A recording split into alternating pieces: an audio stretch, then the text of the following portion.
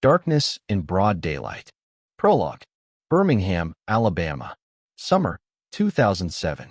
Before the sun even kissed the windows, Marquese Ellis was already on his feet.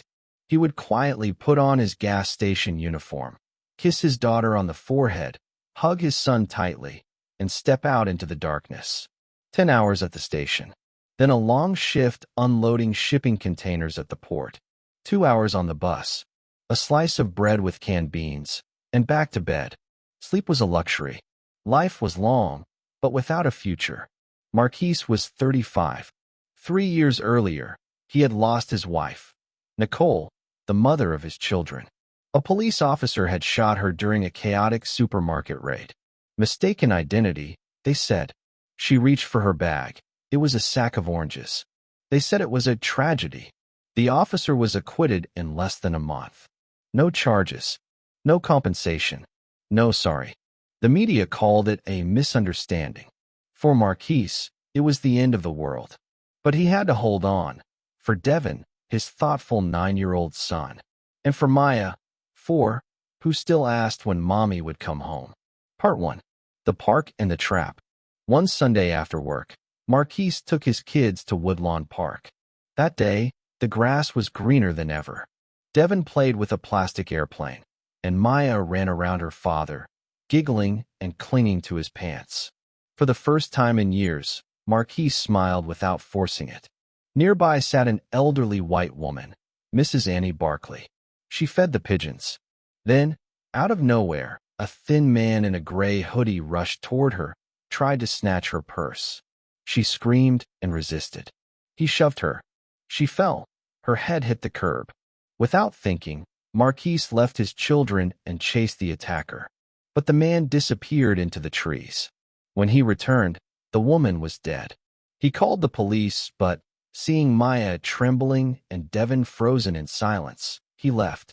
He didn't want them to see another death. Part 2. The Arrest. The next morning, a loud knock shook the front door. 7 officers burst in.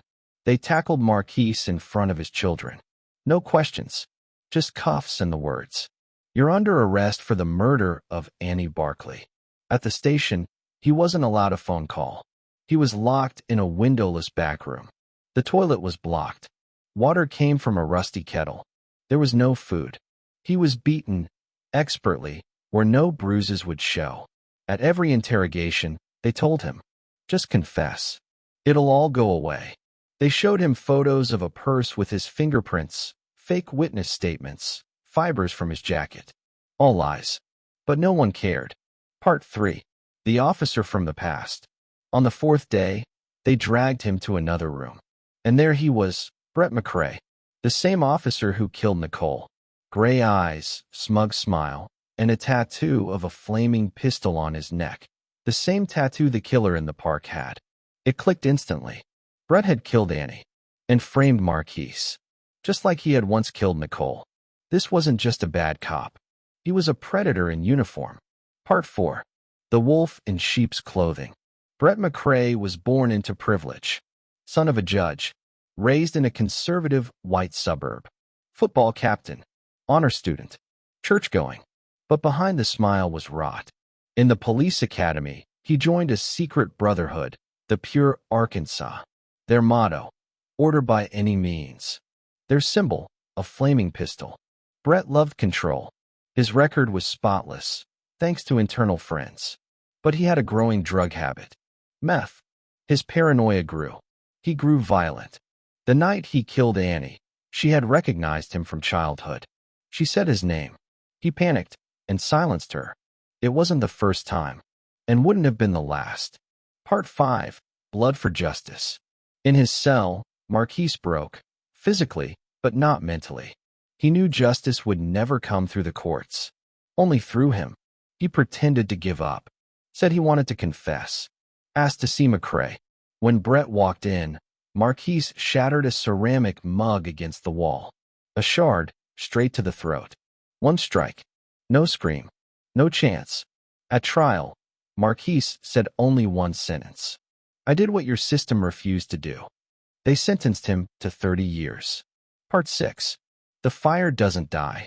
In prison, Marquese taught inmates to read. He wrote weekly letters to his kids. He studied. He waited. Devin, traumatized, went silent for months. Then he found his mother's old books, Malcolm X, Black Panthers, legal theory. He started organizing, speaking, protesting. Maya grew into a powerful voice, one of the youngest community organizers in Memphis.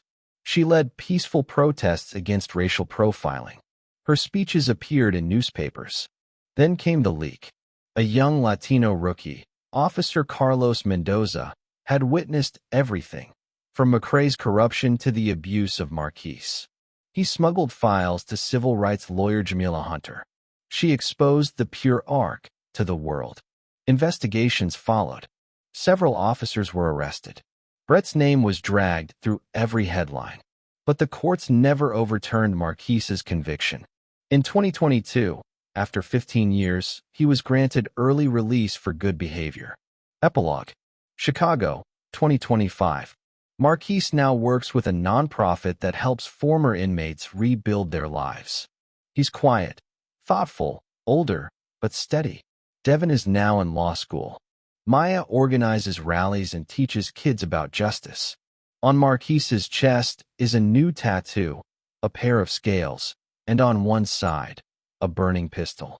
One afternoon, they sat on a bench by the lake. Maya said, "You won, Dad."